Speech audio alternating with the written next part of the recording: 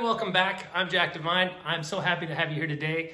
Today we're going to break down that guitar solo you just saw me play, and I'll teach you a few of the licks note for note and explain some of the soloing strategy concepts that are taking place inside this little pea brain of mine while I'm doing that kind of stuff, all right? So stick around. Be back in a second. Let's take a look at the first lick. 1, 2, 3, 4.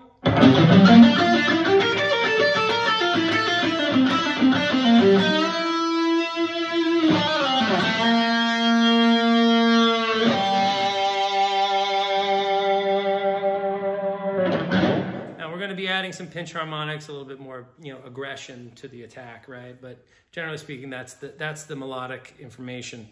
Now, what are we doing? We're playing C Mixolydian. What the hell's that? Well, that's the major scale with a flatted seventh. Okay, so instead of, we're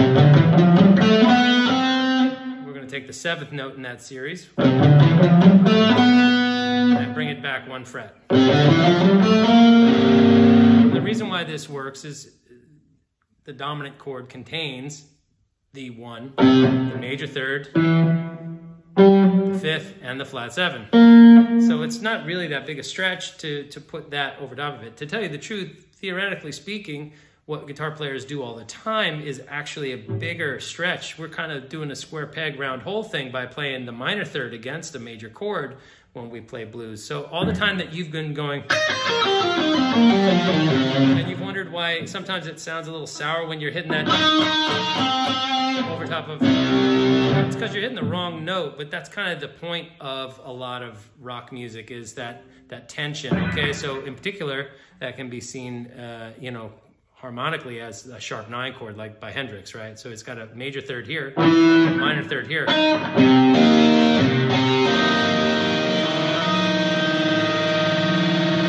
Kind of a weird sound, right? When you think about it, you've got the major here. Okay, so what do? We're always bending that third up a little bit. Right? Some would say that's its own note, kind of. Well, anyway, using that typical, minor pentatonic thing is actually a pretty advanced concept when you think about it, because you're putting a deliberately wrong note right up against it and creating this altered sound, right? Very tense. I'm playing far more inside lines, but I think most guitar players just avoid playing major thirds over major chords a lot of times because they just aren't familiar with some of these major scales. So this is just a major scale with a flatted seventh. It's right up the, it's like a fastball for playing over dominant chords. Okay, and all I'm doing is I'm adding a couple of extra color tones. I'm adding the ninth and the fourth, and I'm doing some fancy pants economy picking here. So check it out. The line starts on an upbeat. So that's kind of one of the other things that's nice about it. It makes it a little spicier than 1, 2, 3, 4, digga, digga, digga, digga, digga, digga, digga, like, you know, some sort of sequential thing that starts on the actual beat and it becomes very pattern oriented. This is, it kind of catches you off guard because it's on the off beat. So try taking, it's the and off right after 1. 1 and 2 and 3 and 4 and 1. 1 and 2, but okay, so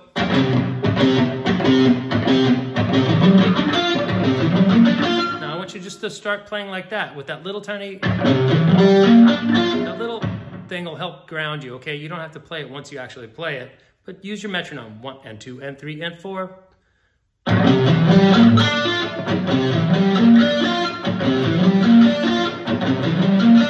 Now I'm using a pull-off here. Okay, but for teaching purposes, I might be picking more, okay? But here we go. Up, down, down. Up, pull off. All right? And then we're gonna come down, down, down. 3 economy strokes. Why are they called economy strokes? Well, they're going all in the same direction. They're all downstrokes.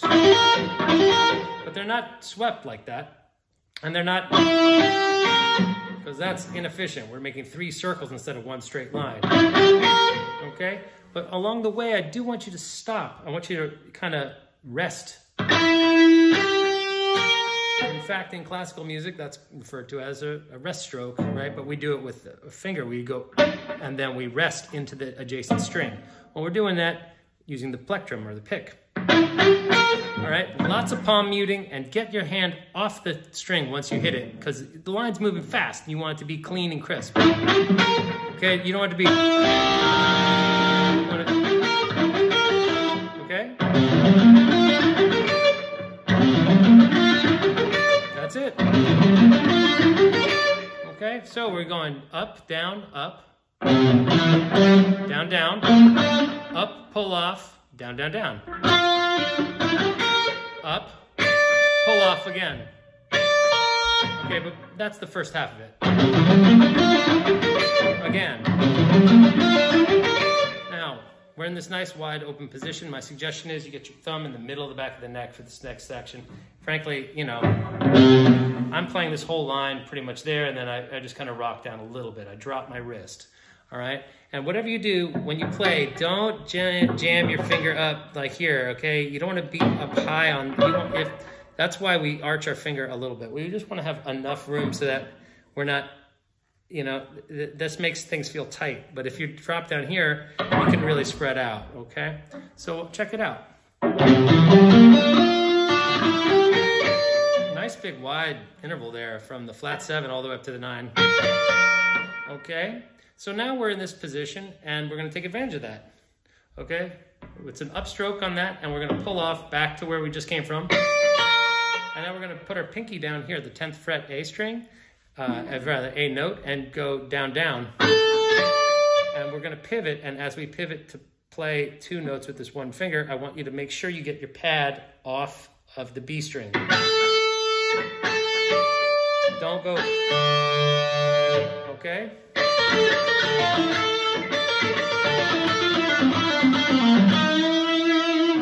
That's the second half of the line.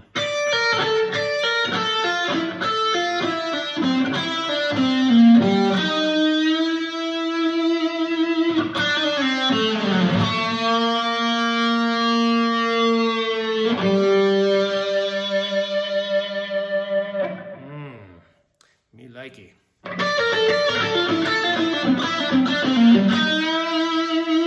Okay, so we're doing an upstroke, pull off, 2 downs, and then another pull off. And another pull off.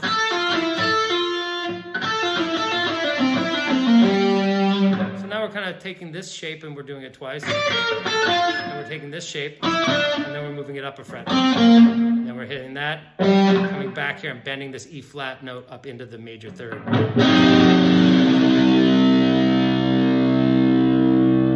Why bend it up? Well, it sounds cool and it sets up the next lick, but also I just like the sound of bending up into thirds rather than fretting them a lot of the time. They sometimes sound sour. Like if you just fret it just a little bit off, you get a very, it's like it beats. Right? If I sharpen this note, it would be effectively the same as flattening that. Watch how much smoother it sounds.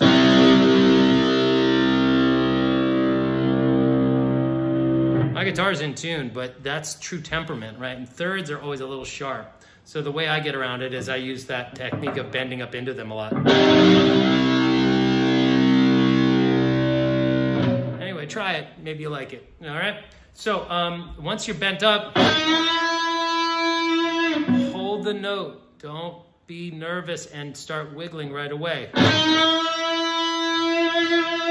Apply vibrato after you've established a definitive, like, this is my statement, this is my note.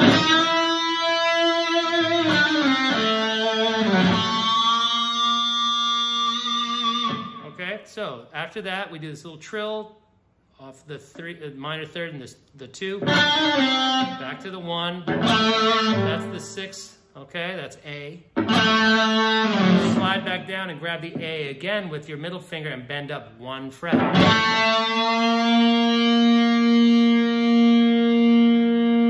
Okay, so these 2 big notes that we sustain are the kind of the money notes that say, oh, you're playing a major chord, that's the major third, and you're playing a dominant chord. Okay, so we're sustaining this note and this note. All this other stuff is all fireworks, right?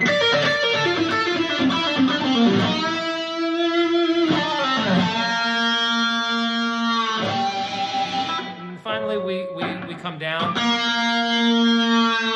and resolve to the 5 of our chord.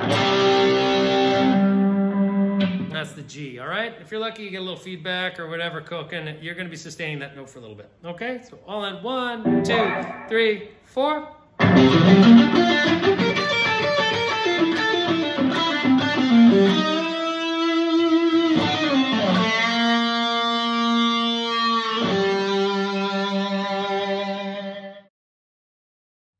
All right, this is the chunk of the lesson that talks about Phrygian Dominant, not Mixolydian. So we finished our Mixolydian alternate approach to how to play over a dominant chord.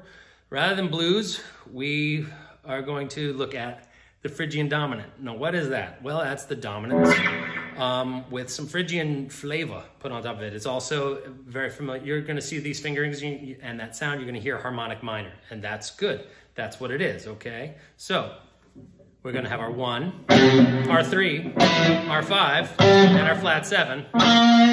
Those are the main things that make it a dominant chord. What makes it Phrygian? Well, if you're familiar with your modes, Phrygian relies heavily on this flatted second, okay? So, okay, if you're familiar with the Phrygian, that's going to be a sound that you're familiar with. But Phrygian is usually framed as a minor scale, so it usually has a flat 3. But what we're going to do is we're going to tweak that and bring it up into the major thing, and that's why it's Phrygian Dominant. Okay, so that's going to give you that snake charmer thing that you're hearing. Okay, so then we still have a normal 4, a normal 5, a flatted 6, just like we would in Phrygian. Okay, and then we have a flatted 7, just like we would in Dominant.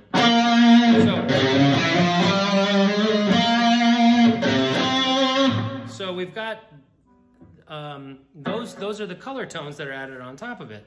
Now, what that does is that affords us a few geometric kind of shapes that are kind of fascinating to me. Okay, so if we look at just a regular chord shape like this, that's our bog standard C bar chord at the 3rd fret.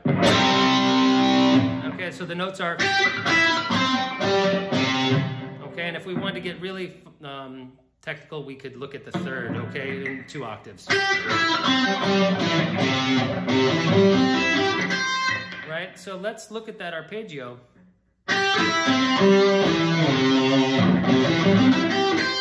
Now, if we take each of those notes and just sequentially apply 1 fret sharp of each one, we get the Phrygian dominant sound.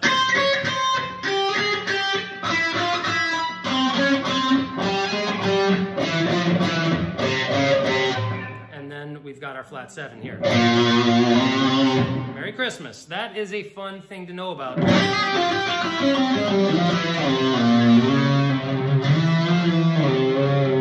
Maybe you've heard, right? You got that.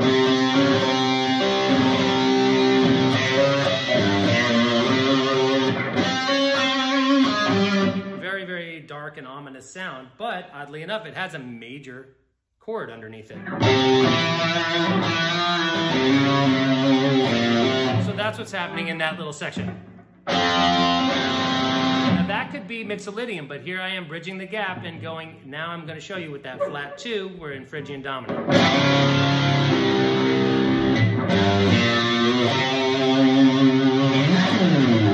Okay, and then we do a Telltale 80s harmonic dive bomb. This is only for the Floyd Rose equipped, I think. But my suggestion is that you take advantage of the fact that the guitar with this much gain on it is going to have the opportunity for quite a lot of harmonics. So you've got anywhere along here, and if you come along the D string to somewhere between the 5th and 6th frets, you're going to find right in here, that's the closest you can really get to an actual C note on the guitar. So if you hit that and bring it down, that's going to give you that C, well, close to C. It's a little flat, okay? So hang in there. That's a tough one to get. It also appears right here in between the 3rd and 4th fret. Okay? Back in a second. Okay, continuing on the concept of the Phrygian dominant, we're going to take it and apply that to definitely kind of an advanced section in terms of legato technique. I'm not really a legato maestro, but I do like this sound, so I figured out how to do it. So it's, those are our notes, right? So we've got this big spread and then 1 note on either side. So if you tuned into this lesson to figure out how to do that little section, that lick, I want to warn you in advance. It's something I kind of do by feel and don't really have the exact recipe for. I'll break it down as best I can for you, but my apologies in advance if you're expecting like, oh, it's a pair of 30-second note triplets followed by sextuplets played at blah. I don't know that, okay? I do know that it's these notes. That's the first bit of the sequence. So we're coming from the tonic up to the, okay, remember, Phrygian dominant. So we're going to do the Phrygian 2, then up to the 3, and then the 4. Okay, and it's all done with pull-offs, so 1 pick stroke.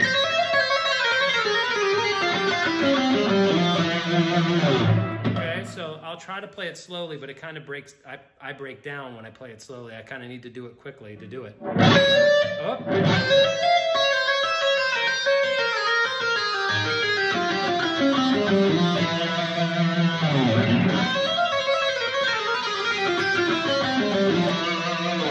Now, things about that line that I do know is I play it starting on the 1, 1, 2, 3, 4.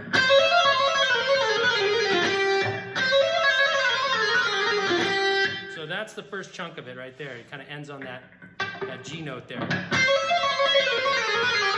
And the notes that we're doing on the way down are...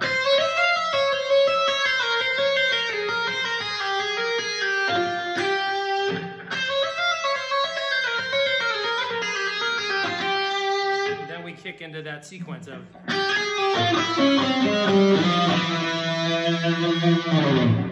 Okay?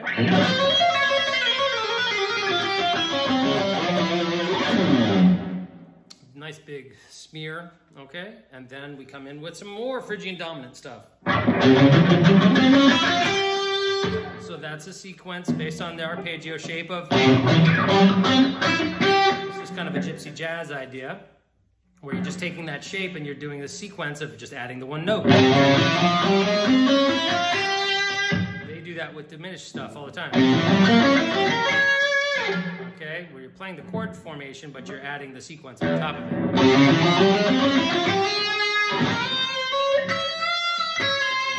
Okay, so 1, 3, 5, 1, 3, 5. So that's the first lick, comes up to, well, the first one of these, okay? And then I take the whole idea and bring it up an octave. And then end on the E rather than the G, okay? So the first one is... Okay,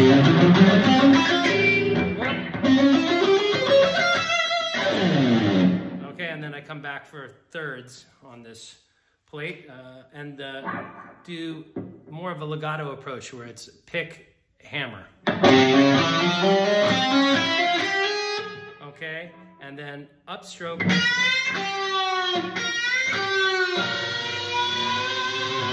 So I'm doing an upstroke on this bend from B flat up to C. While I'm up there at the tonic, I feel my bending hand catch the B string. See how it's kind of... Okay, and this is kind of like a Hendrix or Stevie Ray Vaughan thing. We've all done those. So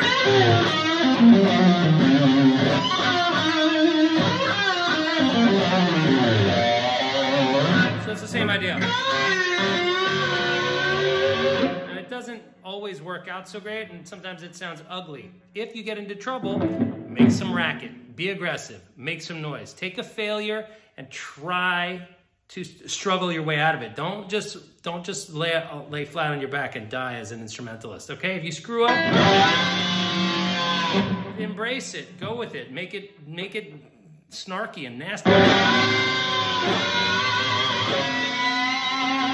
Right? Music will come out of you. I mean, you are in position to actually play the tonic and the 5 of your C chord, okay?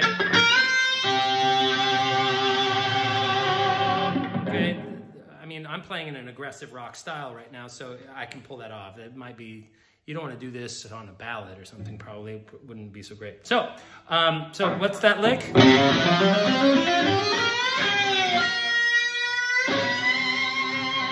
Okay, so I do the bend up, grab the B string, hit it, and come down. Then hit them both on the way up. Or you can do like a pinch harmonic across both strings and take a risk.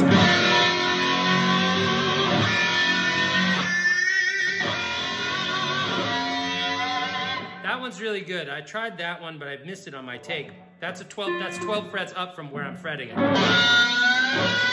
And that kind of gives it like almost like that weird Octavia sound that I really like from Hendrix, but you get it like a, you know, kind of a, I don't know, you ever had like an experience pedal or an octave up fuzz pedal, and it does that. Okay, so we've resolved, okay? So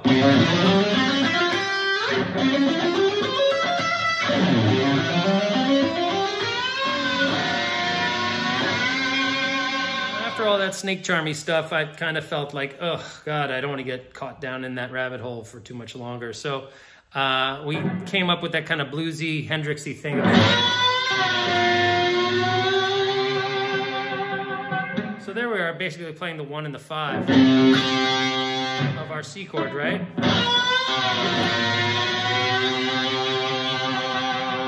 So then I was thinking, all right, let's retreat. Let's do some blues. So that's just like a Billy Gibbons style kind of.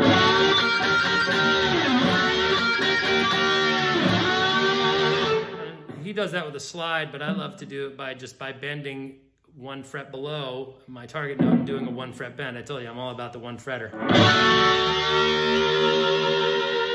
So we're coming up from the F sharp into the G and out of the 6th into the flat 7 from the A into this B flat note.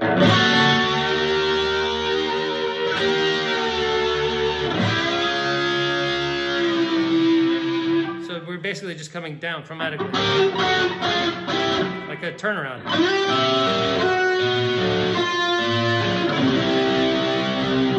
But rather than actually resolve to the C, that's where we break into some more scaly kind of lick-based stuff.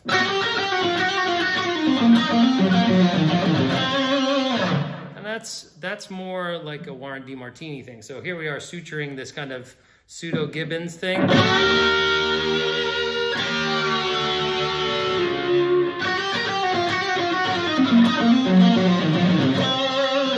Into a more bluesy kind of thing. Okay, once again, we're utilizing that same extended fingering between the middle finger and the pinky is doing what we would normally do here, or even here.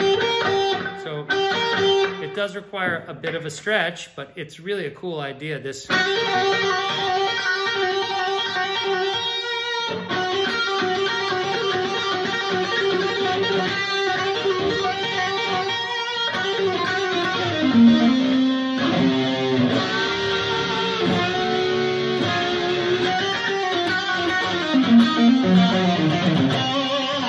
so we're doing a little triplet after we start. Triplet, triplet, and now we're going to do a pivot lick.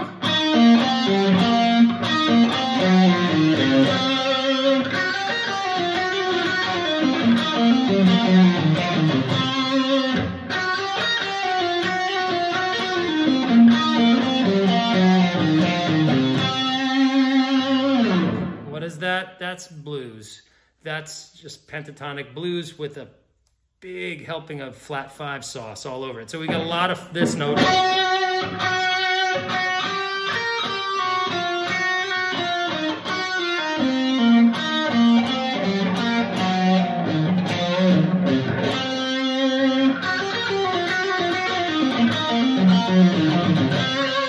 we just did our little kind of descending pentatonic thing. Okay, now we're going to slide up the neck on the low E string. We're going to have an upstroke and end at the flat 5. That's going to be this F sharp note right here at the 14th fret, low E string. And I want you to make sure you get plenty of runway on there, and that you bend it up and take your time. Okay, it's the equivalent of 2 notes. Okay, so the line that we're coming into is, but I want you to go.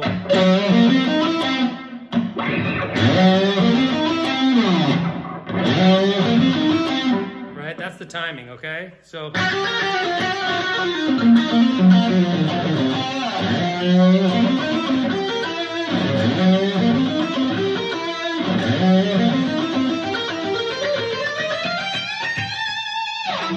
right, what's happening there? Okay, we got that big slide and then this bend from the flat 5 up to the 5.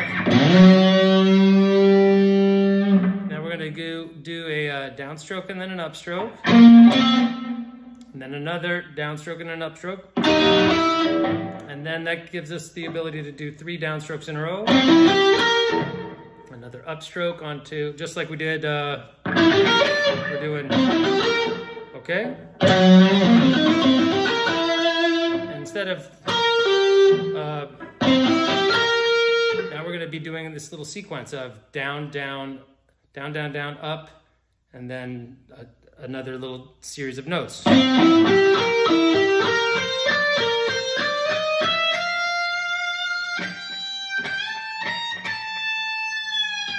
Okay?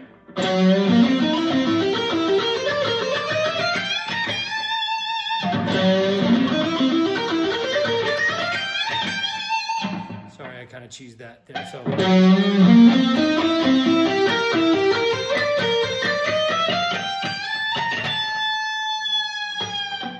Okay, so we got our C, arpeggio, 7, and then down, up, down again. Sorry, down, down, down, down, up. So, okay, play that.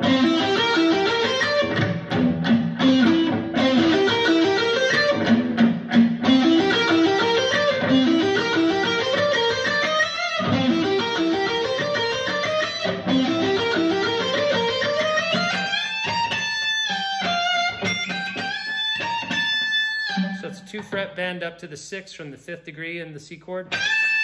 Then hit this. We're going to trill back down.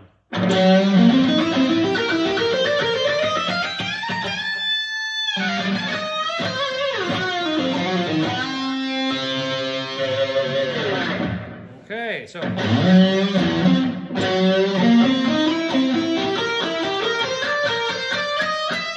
that's chromatically from the second degree, flat third and third, and then down, up, and then down again and up to the sixth. Okay.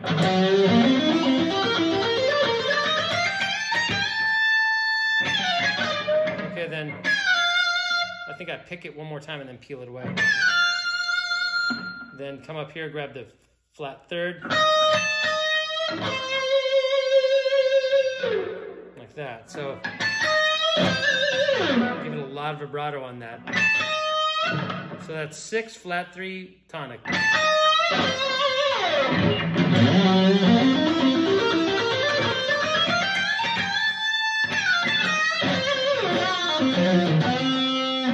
And the back end of that is flat 5 4 flat 3 1. And then rather than hitting the 1 here, bend up from the B note. Okay, and then once you bend, you'll see the G string is trapped underneath that finger. Tap here at the 20th fret, and you get both the C major chord.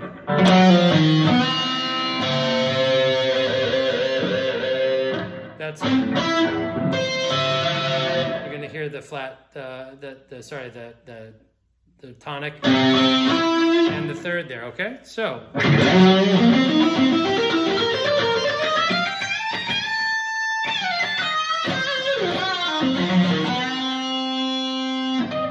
So once you bend up, grab it and tap.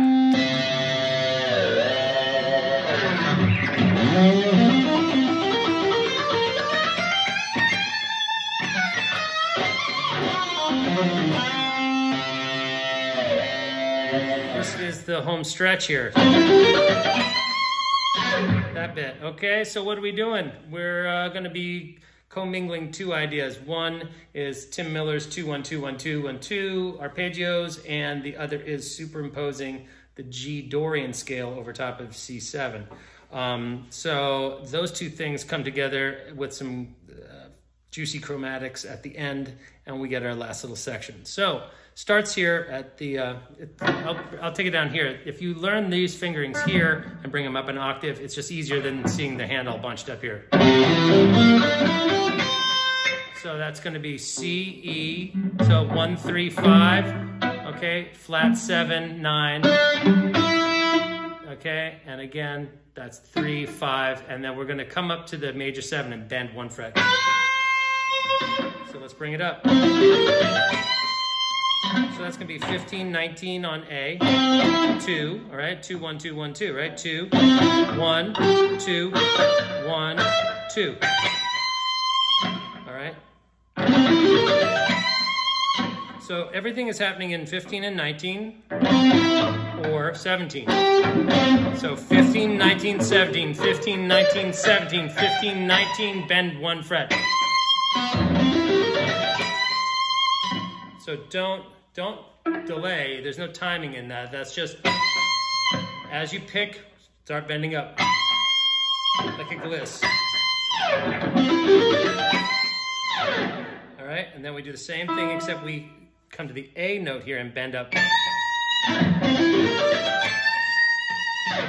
And then we're going to go to this really cool sound. So we've been playing over. What I'm going to do is I'm going to play a little bit of C Dorian over this bit. Okay, and then come back up. So we've been hearing.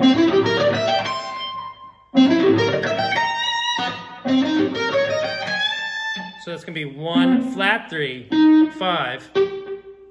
Okay, then 7, 9, flat 3,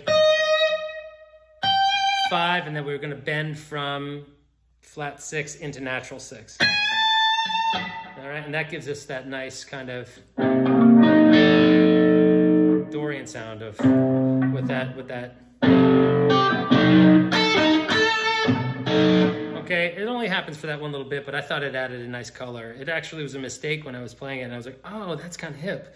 And then that mistake actually led me to the last line, actually. So the same fingering we're going to bring here next bar, okay? So hang on to that little tidbit of information. Let's look at this again. 1, 2, the line starts on 1.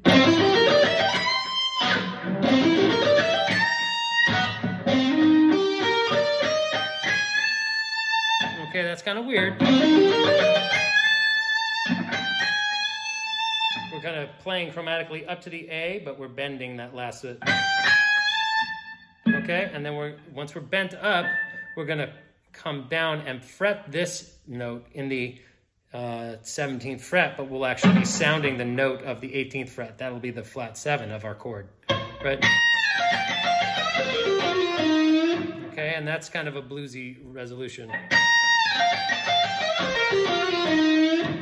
So we got a bent, and then a trill.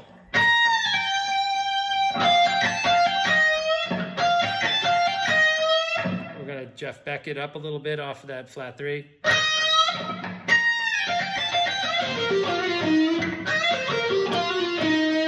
And again, we don't feel the need to resolve it perfectly. We're just gonna let it hang there.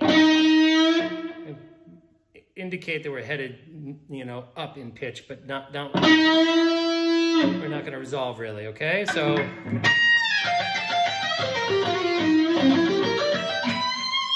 same line again, and now we come way up here. We're going to take the line, instead of targeting the C, we're going off the board. We're going to target the E, okay? So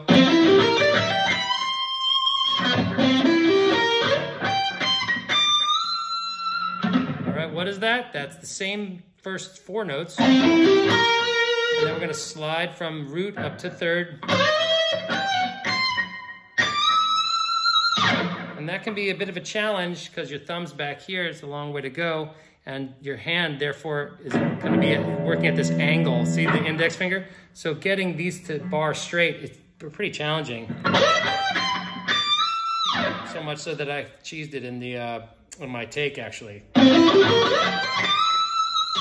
Much easier on my Jackson that has no heel there. It's all scooped out in there. It's pretty sweet.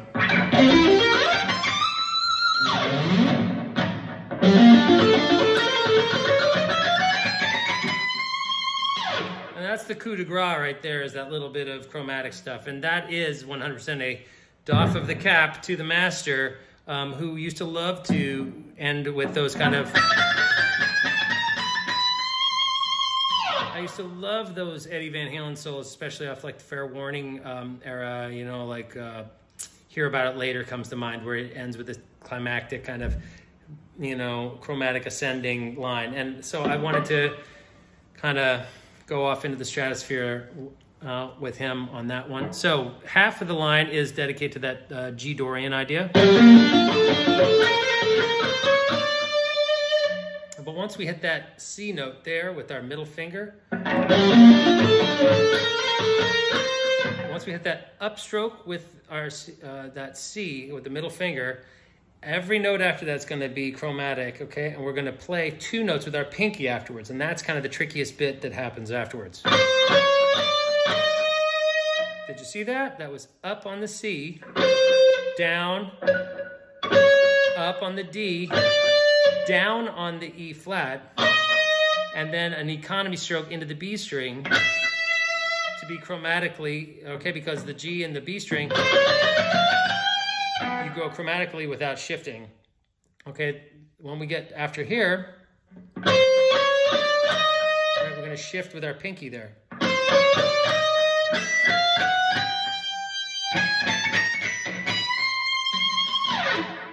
Now, you may have noticed that at the end, rather than alternating up, I went to all upstrokes. That's not because of it's actually much slower and harder, but this tone of an upstroke with that little bit of fleshy pick harmonic is kind of, you know, it's very EVH. So, last 2 or 3 strokes, I'm trying to get those out of the guitar. So you could alternate right through the line, okay?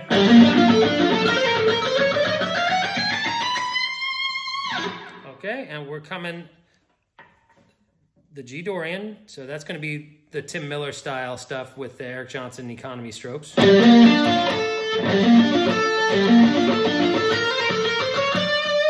that's the first bit.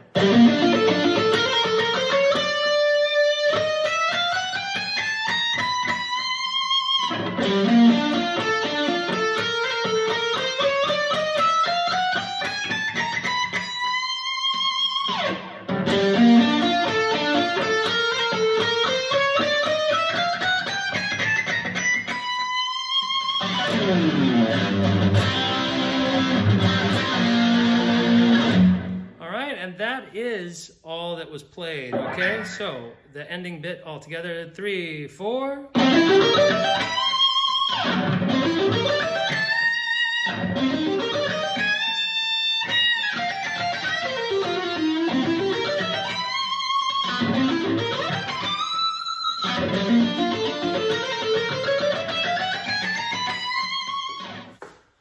All right, that was a marathon. Thank you for sticking with me. If you did, like, subscribe, ring that bell, whatever you want to do, or whatever. Don't. It's okay. I just want you to be happy and be a better guitar player. If you want to get into lessons with me, you can always reach out and we can set up a Zoom call or a Skype thing. Plenty of people do that. Or if you want, just go to my page here, Jacksnax for guitar.